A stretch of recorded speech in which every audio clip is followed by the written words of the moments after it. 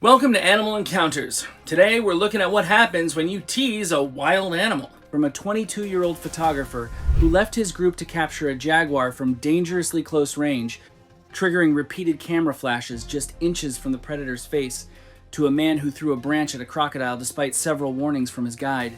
But first, we're starting in southern Africa, where John Cole threw stones at a resting hyena clan, then followed them into thick brush, not knowing this would be his last mistake. It was the 18th of August, 2019, in the dry bushland of southern Africa. Winter had left the grass pale and brittle, and every water source had become a gathering point for animals before midday. A small private livestock reserve bordered miles of unfenced wilderness, scattered acacia trees casting thin shade across the dust. The boundary lines on paper meant nothing to the animals that crossed them after dark. John Cole, 47, was a construction contractor from a mid-sized American city with 2 decades of experience managing job sites. Practical and methodical, he brought that same confidence into unfamiliar situations. This was his first trip to southern Africa, arranged after 2 friends talked him into it. He'd hunted deer and feral hogs across the American South for years, comfort that didn't translate to a landscape where the predators played by different rules. Camp sat beside a dry creek bed, its water reduced by months without rain to a shallow depression about 200 yards off. Fresh tracks ringed its edges each morning before the heat erased them antelope, warthog, jackal, hyena. By the 4th evening, the sounds had grown familiar enough that few guests noticed them. That afternoon, several spotted hyenas rested beneath the acacias about 120 yards from camp, conserving energy before the cooler hours brought the landscape back to life. John's companion stayed near the fire, sorting gear for the next morning's hunt. John walked out alone, carrying only a bottle of water. Spotted hyenas live in complex clans, sometimes over 50 animals, led by dominant females. Threaten one, especially an experienced female, and the response rarely comes from just one animal. Clan members communicate through call and scent, spread out through cover, and close in from different directions before the threat even realizes what's happening. A retreat into the brush can mean repositioning, not fleeing. He was about to make the biggest mistake of his life. He spotted a stone nearby, picked it up, and threw it. But the first stone John threw landed short. The clan lifted their heads. A second landed closer, and one animal rose. He kept walking forward, throwing for several minutes. The hyenas didn't scatter, they withdrew toward thicker brush in a slow, controlled way that signals discipline rather than panic. One stone caught an adult female across the shoulder before dropping into the grass. The clan vanished into the cover around the waterhole. From the open ground, it looked finished. The brush rose to shoulder height, cut only by narrow game trails between thorn trees. John followed the direction the clan had gone. Tracks crossed the sandy soil in every direction. The quiet didn't last. One hyena emerged behind him. Another appeared to his left. A third crossed the trail ahead. The clan hadn't fled. It had circled through the cover and closed the gap. The first animal to reach him knocked him down. The others converged. A spotted hyena's bite can fracture the femur of a full-grown wildebeest. It was over in under a minute. His companions, alerted by the noise, ran toward the brush with sticks, shouting to drive the animals off. By the time they reached the clearing, most of the clan had withdrawn. John's injuries were not survivable. Wildlife officers documented tracks showing several hyenas converging before the attack. They found the injured female the next morning, bruised along the shoulder. Investigators concluded the sustained harassment, the stones, the advance, the injury to a dominant female had turned a passive encounter into a coordinated defense by the entire clan. Afterward, reserve managers rewrote visitor briefings to stress the difference between animals retreating and repositioning, added signage near water sources, and increased evening patrols. The danger hadn't started when John walked into the brush. It started when the first stone left his hand, when a resting clan became something already calculating its response. Every stone after that closed a distance the animals were already measuring. Not every encounter begins with someone walking toward the animal. The next case involves someone who never left the canoe until the animal decided the distance had become unacceptable. On the 7th of November, 2017, along a slow-moving rainforest river in northern South America, dense canopy let only scattered light reach water, stained black by decaying vegetation. Fallen trees lined the muddy banks, roots vanishing into it. A small tour operation had run canoes through this stretch for years, mostly for wildlife viewing, and most trips passed without incident. the animals long used to boats that drifted through and moved on. Katie Grant, 26, was a freelance travel writer who'd spent 2 years moving through Central and South America, producing content for online publications. Self-directed by nature, she built her itineraries around what hadn't been photographed well, rather than what was easy to reach, and had the patience to outlast a scene long after other visitors packed up and left. Before departure, a local guide had told her the safest approach around large reptiles was to stay seated and let the canoe drift without interference. The trip began shortly after sunrise, the river calm. About an hour in, the canoe rounded a bend where floating vegetation had gathered against a submerged log. Beside it rested an exceptionally large black cayman, most of its body underwater, only its eyes, nostrils, and the ridged line of its back showing. The guide let the current carry the canoe at a respectful distance. The animal didn't move. Katie photographed it from her seat. What a normal day should have looked like. She gets what she wants, takes her photo, and moves on. But today, she didn't. When it stayed motionless after several minutes, she leaned over the gunnel and pressed her paddle blade against its back, testing for a reaction. Nothing. She reached further and prodded again, harder, near the base of its skull. The cayman still didn't shift. The canoe kept drifting closer. Black caymans are the largest predators in the Amazon basin. Adult males can exceed 14 feet and weigh more than 800 pounds. Unlike crocodilians that display visible warning signs, black caymans often stay completely still while assessing a threat, relying on patience and concealment rather than intimidation. During territorial or breeding periods, repeated close-range contact can trigger an explosive strike with almost no warning. A motionless cayman is not an indifferent one. When the canoe closed to about 15 feet, the cayman launched from beneath the surface with enough force to rock the narrow boat sideways. Katie lost her balance and fell into the water beside it. Before anyone could pull her back, the cayman seized her lower leg and rolled under the surface, dragging her past the log into deeper water. The guide and the other passengers struck at the water with their paddles, but by the time the canoe turned back, only disturbed water and scattered vegetation remained. Local residents organized a search within the hour using several small boats along both banks.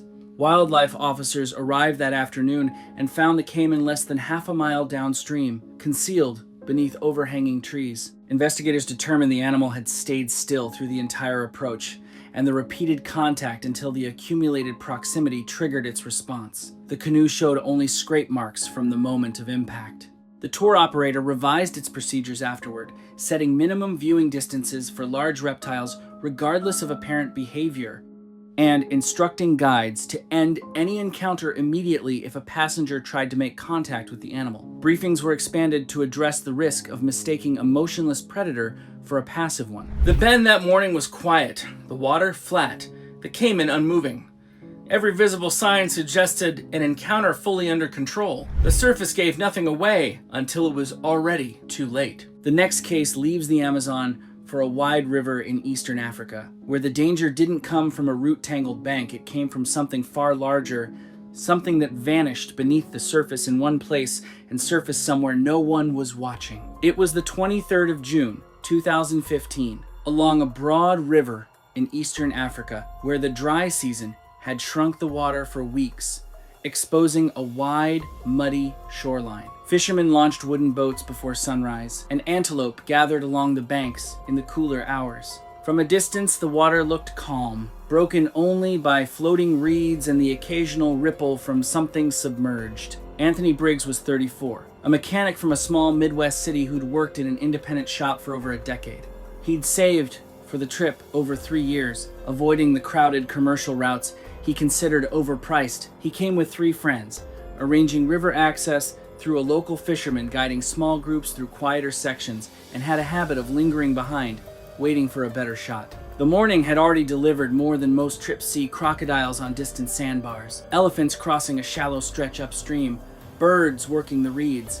When the boat rounded a bend toward the far bank, the group had already seen enough to justify the trip. What looked like rounded dark boulders near the waterline were not boulders. A pod of hippos occupied a deep pool against the far bank, most of their mass submerged, only eyes, ears, and nostrils breaking the surface typical rest posture in midday heat. The guide kept the boat near the center of the river. Anthony photographed the pod from his seat. One large bull opened its mouth briefly before settling again. He didn't need stones or shouting this time, just patience, and a boat positioned exactly where it shouldn't be. The current had carried them toward the mouth of the deep channel the pod used to reach open water, and Anthony asked the guide to hold position there for a better angle. The guide hesitated, then let the boat drift into place, sitting directly between the bull and the depth it would normally retreat to. For several seconds, the surface showed nothing. Hippos are among Africa's most territorial animals. Bulls defend river stretches, especially in the dry season, when shrinking water crowds them together and tempers run short. Though herbivorous, they kill more people across sub-Saharan Africa than almost any other large animal. A bull can hit 20 miles per hour in shallow water, no warning, just a direct strike at whatever disturbed it. The bull sank without a sound, just a few widening rings. The guide scanned the water, then it surfaced right under the stern, flipping the boat before anyone could react. Everyone went in. Most reached floating debris, but Anthony surfaced only feet from the bull, which struck again before he could grab the hull. Local fishermen responded after hearing the disturbance downstream. By the time they arrived, the bull had returned to the deep section of the pool. Wildlife officers concluded the boat's position, cutting off the pod's route to deeper water, combined with its lingering presence, had caused the male to treat it as territorial intrusion. Guides throughout the area expanded safety briefings, stressing that a pod's escape route should never be blocked, and launch sites added signage, noting a submerged animal is often closer than its last visible position and can close that gap in seconds. The most dangerous part of this encounter happened beneath the surface. After the boat settled into position, every decision the bull made was invisible. The warning was already over before anyone realized it had been given. The next case moves from the rivers of eastern Africa to the wetlands of northern Australia, where the danger didn't come from an animal provoked at the moment. It came from one that had already been watching the dock for weeks before anyone walked onto it. It was the 13th of January, 2021, in the wetlands of northern Australia, where the rainy season had turned shallow creek margins into broad, slow channels. A private fishing property sat beside a tidal river, its dock reaching over the deeper water where fishing was best. The river had risen nearly 3 feet the week before, then settled back, leaving mud on the dock posts as the only sign of how high it had reached. Victor Marino was 54, a retired equipment operator from Central Texas who had spent his career managing machinery on construction sites. Retirement redirected his energy toward fishing trips that took planning to reach. Colleagues called him methodical, someone who researched logistics the way others research destinations. He'd visited northern Australia twice before and developed an interest in saltwater crocodiles, often lingering near the water after other guests left. Staff had told him more than once that watching crocodiles from a distance was fine, but drawing their attention was not. Over several evenings, Victor tossed fish scraps into the river before using the bin provided, watching bait fish gather. Employees warned that feeding near the dock could pull larger animals in after dark. The habit continued. On the morning of January 13th, Victor walked onto the dock at sunrise with fishing gear and a bucket of bait. The river was calm, broken only by bait fish near submerged timber. About 30 feet off, a large saltwater crocodile rested against the muddy bank, blending into driftwood and silt left by the flood. This time, the warning was clear.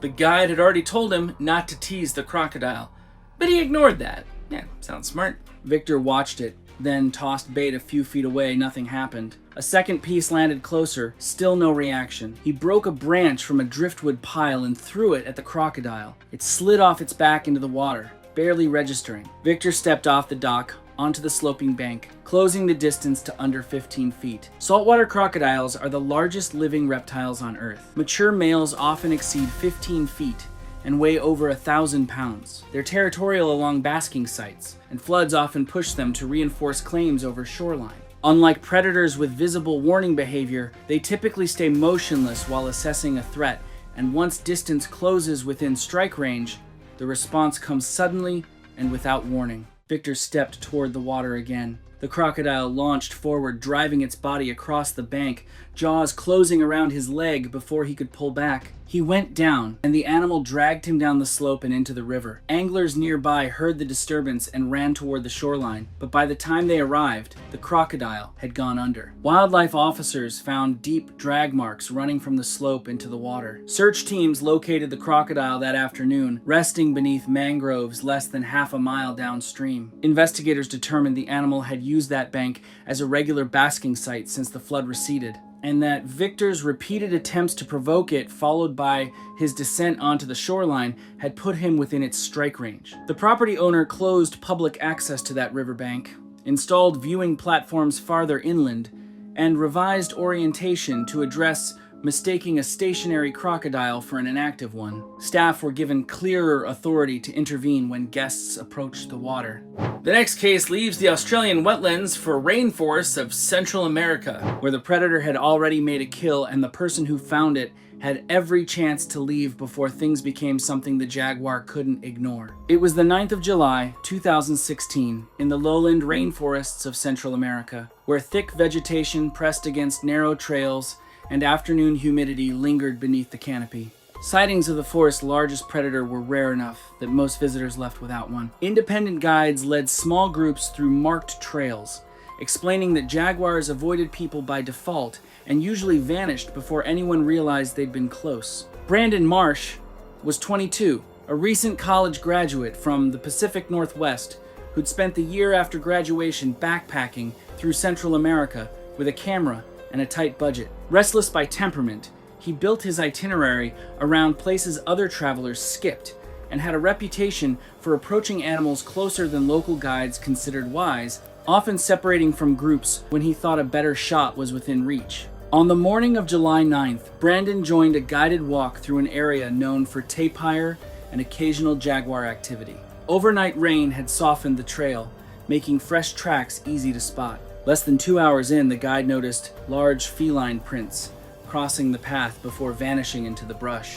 Farther on, vultures circled a clearing hidden beyond the tree line. The guide called a stop-concentrated vulture activity like that almost always marks a kill site, meaning the animal could still be close by. The plan was to turn back. The group followed. The first rule of traveling in a place like this is simple. Always listen to what the guide says. But Brandon didn't. After the others rounded a bend, he slipped down a faint game trail through shoulder-high vegetation toward the circling birds. About 50 yards off the path, the smell of fresh carrion became unmistakable. In a clearing beneath hardwood trees lay the partly eaten carcass of a young deer. Beside it rested an adult jaguar. The cat lifted its head. Brandon raised his camera and fired off a burst, the flash triggering twice in the dim understory. The jaguar stayed by the carcass. He crept closer and fired again, the flash catching it square in the eyes this time. Jaguars are solitary, ambush-style predators found across Central and South America and aren't typically aggressive toward people in open terrain. But a fresh kill is a major investment of energy, and jaguars will defend it through direct confrontation rather than retreat. Repeated close-range disturbance shifts the animal's mindset from avoidance to threat elimination, and its charge covers ground faster than anyone can retreat through tangled brush. The last flash caught the jaguar mid-blink, its ears already flattening. It rose and charged across the clearing, reaching Brandon before he could pull back through the undergrowth. The impact drove him to the forest floor. The vegetation swallowed the sound almost immediately. When Brandon failed to return, the guide organized a search with local residents. Signs of the attack were found that afternoon near the carcass. Wildlife officers concluded the evidence matched a defensive response centered on the kill site, triggered by the repeated flash and closing distance rather than active hunting. Trail operators introduced new guidance treating any sign of a fresh kill circling vultures, carrion odor, scavenger activity as immediate grounds to leave. Several trails were closed during periods of elevated jaguar activity, and briefings were expanded to explain the difference between a jaguar in open terrain and one at a feeding site, along with a ban on flash photography anywhere near confirmed kill sites. What stands out here is how many natural stopping points existed. The group turned around, the guide gave a clear direction, the tracks, vultures, and carrion smell each appeared in sequence, each more specific than the last. The jaguar stayed by its kill through the first flash, and the second. Every one of those moments was a threshold crossed without changing course. The next case moves from the rainforest to the dry hill forests of central India, where the animal wasn't guarding a meal. It was protecting something far less replaceable. On the 14th of September, 2014, in the dry, deciduous forests of central India, the monsoon's end had left the undergrowth thick, while dirt trails baked under late summer heat. Small farming villages bordered the protected forest, and locals shared the same footpaths wildlife used between feeding areas. A small trekking operation led walking tours through a forested valley in the outer buffer zone, where termite mounds and fruiting trees drew animals through the cooler months. Robert Pierce was 39, a high school science teacher from rural Oregon who had led outdoor education programs for a decade. Methodical and patient, good at waiting for the right moment, he preferred lesser-known parks and came prepared with field notes. Guides who'd worked with him before described him as curious but willing to push closer to animals than was appropriate, a pattern he'd been reminded of before that morning. The guide leading the walk had covered sloth bear behavior in the briefing. Females with cubs should never be approached or provoked, since the maternal defensive response was faster and less predictable than nearly any other large animal in that landscape. Less than 2 hours in, movement drew the guide's attention. A female sloth bear stepped from the tree line onto the trail, 2 cubs riding her back, moving at the unhurried pace of an animal unaware of the group. The guide signaled everyone to stay still.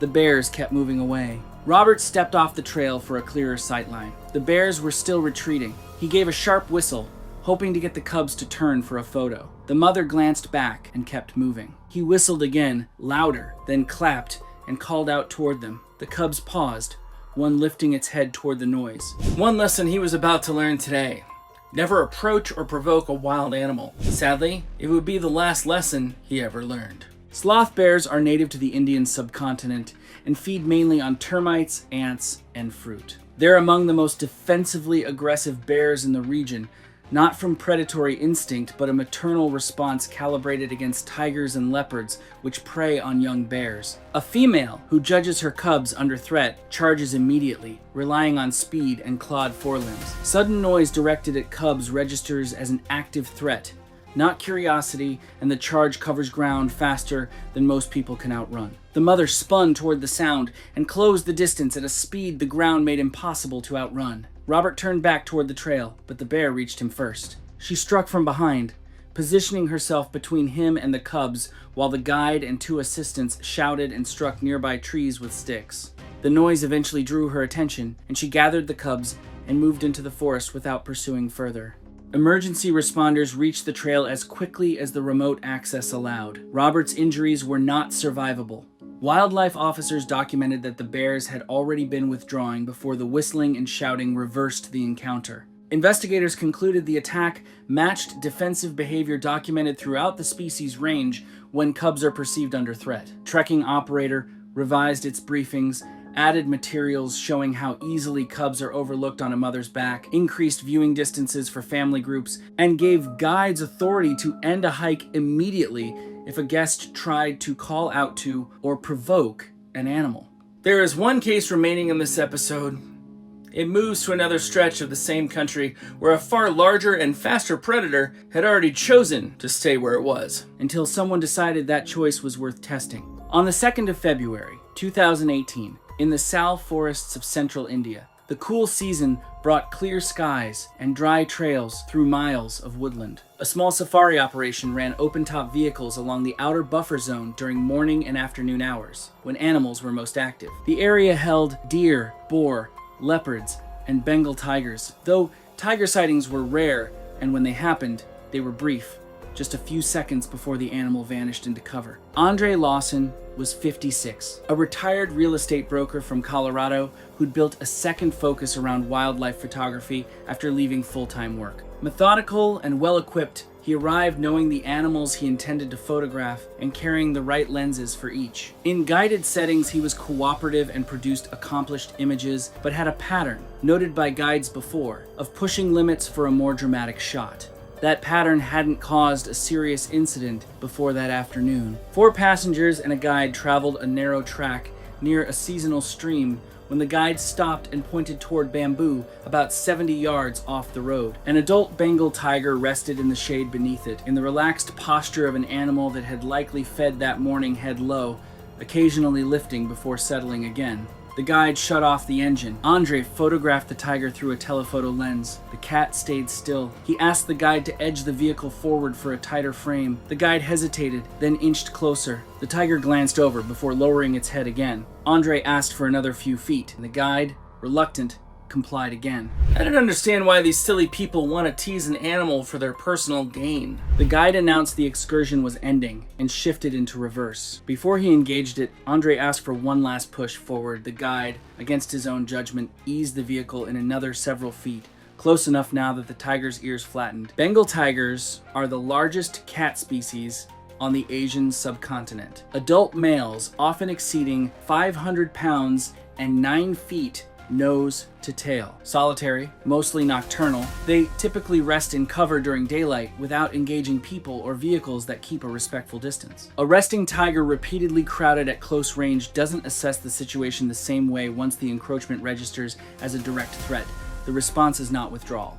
They can close 30 feet in under a second, with no interval for retreat once the charge begins. The tiger rose and came directly toward the road instead of retreating deeper into the forest. The guide threw the vehicle into reverse, but the narrow track left little room to maneuver. The tiger reached the vehicle within seconds, using a low embankment to launch itself upward. The impact threw Andre from his seat onto the ground. It seized him and dragged him into the roadside brush before the guide and nearby forestry workers, alerted by radio, forced it off with engine noise and horns. Emergency responders reached the site shortly after. Andre's injuries were not survivable. Wildlife officers found no evidence the tiger had been agitated before the vehicle began advancing. Tire impressions confirmed it had rested there for several minutes, and confirmed the vehicle's track had moved forward in stages rather than parking once. Passengers gave consistent accounts.